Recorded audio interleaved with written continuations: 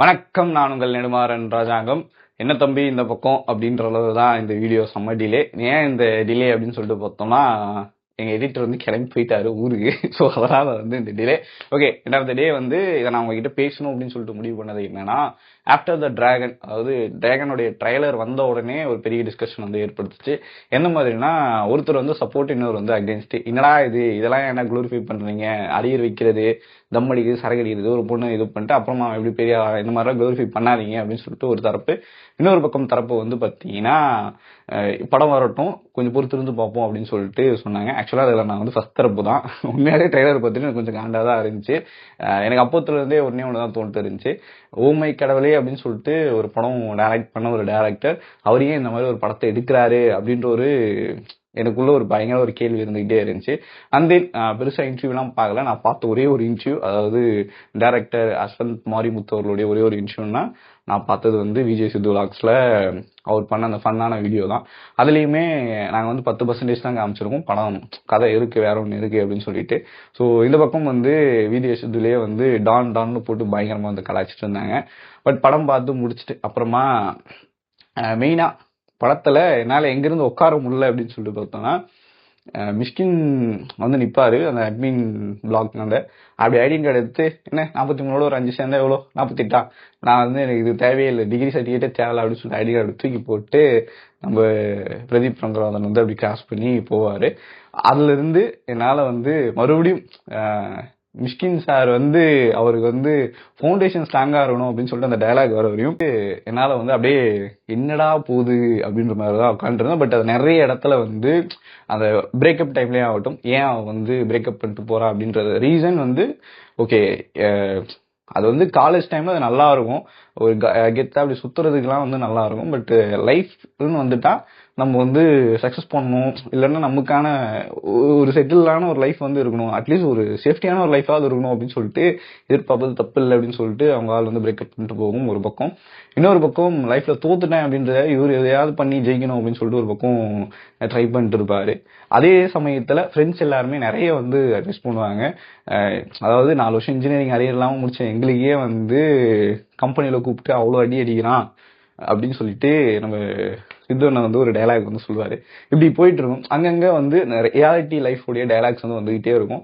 But நம்ம hero வந்து பயங்கர அப்படியே ஒரு தற்குறித்தனமாக அப்படி வந்து சுத்திட்டு இருப்பாரு. அந்த கேரக்டர் எப்படியாவது பண்ணி மேல வந்துடலாம் அப்படின்ற மாதிரி அப்படிதான் போகும் படமும். அதே மாதிரி அவரும் சக்சஸா வந்து போயிட்டே இருப்பாரு. அங்க இருந்து இந்த ட்விஸ்ட், அதாவது மிஷின் சார் வந்து பார்த்து வந்து வந்து இதுவாகும். அதுக்கப்புறமா என்ன ஆகுது அப்படின்றது வந்து கதையில அது வந்து பயங்கர இன்ட்ரெஸ்டா இருந்துச்சு. அதாவது எனக்கு செகண்ட் ஹாஃப் ஃபுல்லாவே வந்து செம்ம இதுவா இருந்துச்சு. மெயினான ஒரு ரீசன் அப்படின்னு சொல்லிட்டு பார்த்தோம்னா, படம் எனக்கு அவ்வளவு பிடிச்சதுக்கான காரணம், ஆக்சுவலி இந்த அரியர் வச்சுட்டு தம் அடிச்சுட்டு சரக்கு அடிச்சுட்டு தான் சுத்துறது கெத்து அப்படின்ற இடத்த வந்து குளோரிஃபை முதல்ல காமிச்சிருக்கலாம். ஐ மீன் குளோரிஃபை பண்ணியும் அவங்க வந்து மெயினா காமிக்கல. அதுவுமே நம்ம மார்க் பண்ண வேண்டிய ஒரு விஷயம். அதை காமிச்ச அப்புறமா செகண்ட் ஹாஃப்ல இருந்து கேரக்டர் சுத்தமா வந்து மாத்தப்படுவார். அவருடைய அந்த ரியாலிட்டி தெரியும். அங்க ஒரு கில்ட்டினஸ் வரும். ஃப்ராட் பண்ணி தான் நம்ம வந்து பாஸ் பண்ணோம் அப்படின்னோடனே கிளைமேக்ஸ் கூட அந்த கில்ட்டினஸ் வந்து வரும். மெயினான ஒரு மெசேஜ் வந்து பார்த்தோம்னா, எங்க பேசிக்கான ஒரு ஃபவுண்டேஷன் எவ்வளவு முக்கியம், எஜுகேஷன் எவ்வளவு முக்கியம் அப்படின்னு சொல்லிட்டு சொல்லாம வந்து இதுல வந்து சொல்லியிருப்பாங்க. ஸோ இது வந்து முக்கியமான ஒரு மெயின் மெசேஜா வந்து நான் ட்ரையாங்கிள் வந்து எடுத்துக்கிறேன். ஆக்சுவலா உண்மையாலே ட்ரைலர் பார்த்துட்டு கொஞ்சம் காண்டாயிட்டேன். பட் படம் பார்க்கும்பொழுது எனக்கு வந்து இந்த செகண்ட் ஹாஃப் முழுக்க அவ்வளோ வந்து சாட்டிஸ்ஃபேக்ஷனா வந்து இருந்துச்சு, அவ்வளோ சந்தோஷமா இருந்துச்சு. குறிப்பா வந்து விஜய் சித்தன் எனக்கு ஒரு நல்ல கேரக்டர், இந்த பக்கம் வந்து அஸ்வத் அவங்களும் வந்து ஒரு நல்ல கேரக்டர் வந்து கொடுத்துருவோம். பிரதீப் ரங்கராஜன் அவருடைய ஆக்டிங்கும் நல்லா இருந்துச்சு, அவருடைய பெர்ஃபார்மன்ஸுமே நல்லா இருந்துச்சு. அண்ட் டேரக்டர் அஸ்வத் மாரிமுத்து அவர்களுடைய அதுவுமே பயங்கரமா ஒரு நல்லா இருந்துச்சு. ஏதோ நமக்கு நெருக்கமான ஒருத்தர் வின் பண்ணா எவ்வளவு ஒரு சந்தோஷமா இருக்குமோ அப்படி ஒரு ஹாப்பினஸா வந்து வெளியே வந்து வந்தேன். பட் வெளியே வந்த அப்புறமா இன்னொரு படம் ஞாபகம் இருந்துச்சு. அதாவது நான் முதல்ல சொன்ன மாதிரியே விஜய் சித்தனால எப்படி வந்து டான் தானே இது அப்படின்னு சொல்லிட்டு கலாய்ச்சிருப்பாரு. எனக்கு இப்போ சிமிலரா வந்து டான் தான் ஞாபகம் வந்துச்சு. ஏன் அப்படின்னு சொல்லிட்டு பார்த்தோம்னா, டான்ல வந்து ஒரு விஷயம் வந்து காமிச்சிருப்பாங்க.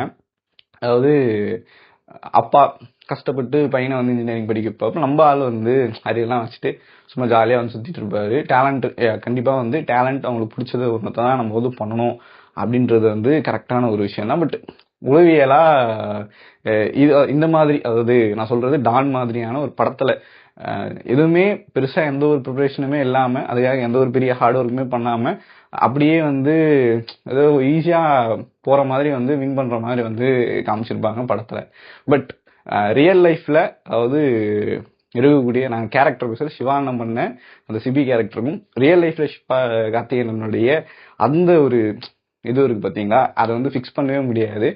ஸோ நமக்கு எல்லாருமே தெரியும் சிவானுடைய அப்பா இல்ல, அவர் வந்து அவங்க வீட்டில் அவங்க அம்மா அண்டு அக்கா தான் வந்து பார்த்துக்கிட்டாங்க. அவங்க கிட்ட இருந்து தான் வளர்றாங்க. இன்ஜினியரிங் காலேஜ் வந்து சேர்றாரு. அப்படி இன்ஜினியரிங் காலேஜ் வந்து சேர்ந்துமே கூட அவரே சொல்லியிருப்பாரு ஒரு இன்டர்வியூவில், அர்ஜுன் அவரோட பேசும்போது நான் 90 மார்க் அப்படின்னு சொல்லிட்டு அர்ஜுன் சார் வந்து ஷாக் ஆவார். ஸோ இந்த அளவுக்கு வந்து ஒரு படிப்ஸ், உண்மையாலே சொல்ல போனால் சிவகார்த்திகேயன் வந்து பயங்கர ஒரு படிப்ஸ். ஸோ அந்த படிப்ஸ் வந்து இவ்வளோ ஹார்ட் ஒர்க் பண்ணிச்சு. அதாவது இங்கே சினி ஃபீல்டுக்கு வரணும் அப்படின்னும் போது மிமிக்ரி ஆகட்டும், கல்ச்சுரல்ஸ் டைம்ல இருந்தே அது மிமிக்ரி ஆகட்டும், அது இது அந்த மாதிரி ஒரு ஷோ வந்து, அதுக்கப்புறமா ஜோடி, இப்படி நிறைய ஷோ வந்து அவருடைய ஹார்ட் ஒர்க் அது வந்து சொல்ல முடியாது. சின்ன சின்ன பஞ்சாக இருக்கட்டும், டைமிங்ல வந்து கவுண்டர் போடுறதா இருக்கட்டும், மற்றவங்களை சிரிக்க வைக்கிறதுக்கு அவர் பண்ற விஷயங்களாகட்டும், மிமிக்ரி அவர் எடுத்து பண்றதா இருக்கட்டும், இது எல்லாத்துலயுமே அவர் போட்ட ஹார்ட் ஒர்க்ன்றது பயங்கரமான ஒரு ஒர்க்கு. கிட்டத்தட்ட இன்னைக்கு சிவகார்த்திகேயன் அப்படின்ற ஒரு கிட்ட வந்து நிக்கணும் போது அவர் வந்து ஜெயிச்சு கொண்டாடும் போது நமக்கு அவ்வளவு சந்தோஷமா இருக்கு.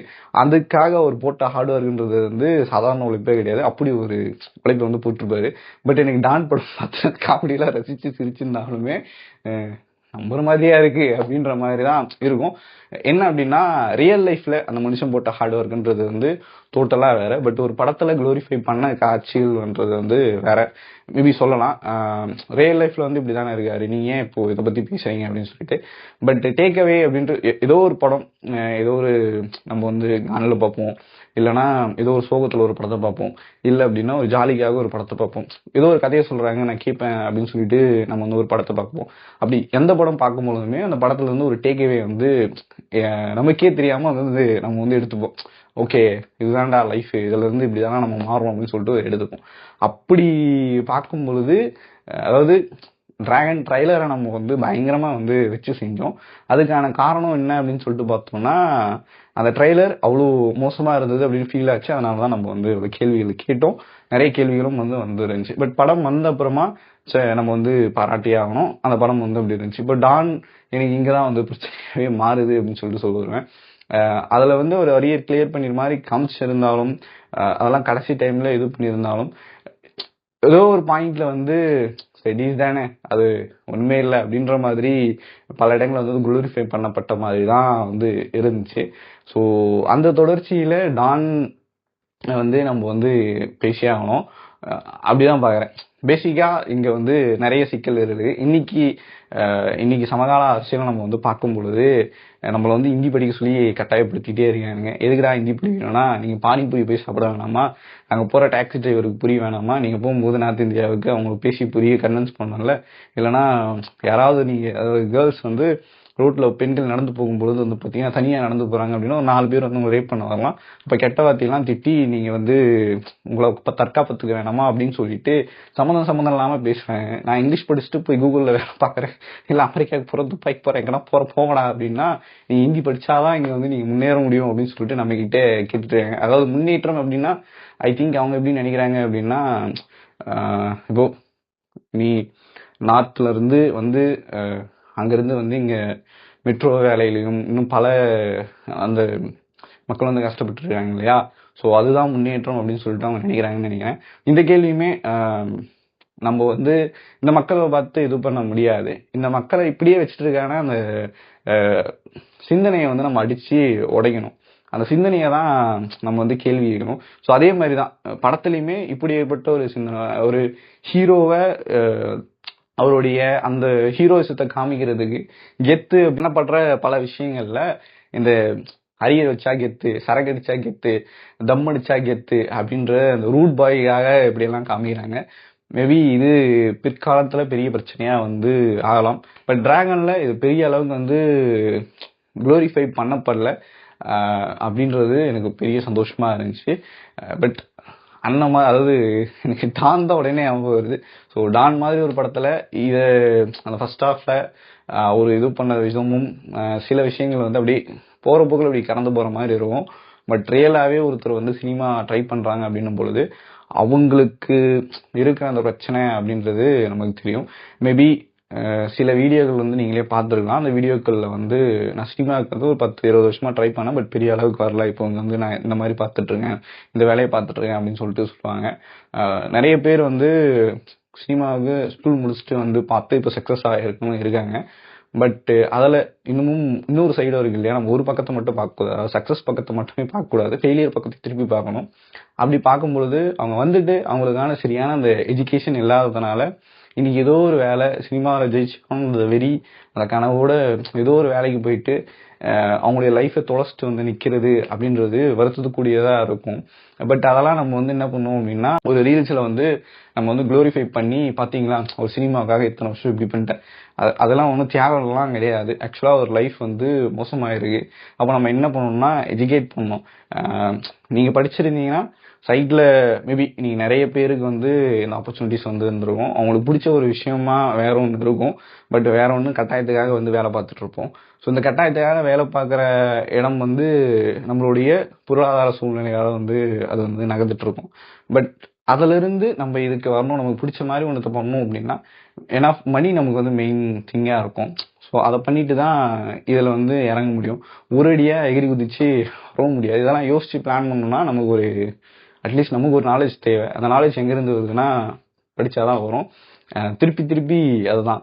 ஸோ எனக்கு இந்த வகையில் டான் விட 10 மடங்கு ஐயோ ஓகே. ஸோ இந்த வகையில் வந்து டிராகன் வந்து ஒரு சிறந்த படம். ஸோ அவ்வளோதான். எனக்கு ஆக்சுவலாக இதை பேசணும் அப்படின்ற மாதிரி தான் இருந்துச்சு. ஸோ அதுக்காக தான் இந்த வீடியோவுமே நான் போட்டேன். மேபி உங்களுக்கு என்ன தோணுது, உங்களுடைய கருத்து டிராகனை பார்த்த அப்புறமா எவ்வளோ முக்கியம் இந்த எஜுகேஷன் அப்படின்றது உங்களுக்கு என்ன தோணுது அப்படின்றத வந்து நீங்கள் வந்து கமெண்ட் வந்து பண்ணுங்கள். ஸோ இந்த வீடியோ பிடிச்சிருந்துச்சுன்னா லைக் பண்ணுங்கள், ஷேர் பண்ணுங்கள், மறக்காமல் வந்து ப்ளீஸ் சேனலை சப்ஸ்கிரைப் பண்ணுங்கள். நன்றி, டாடா, பாய்.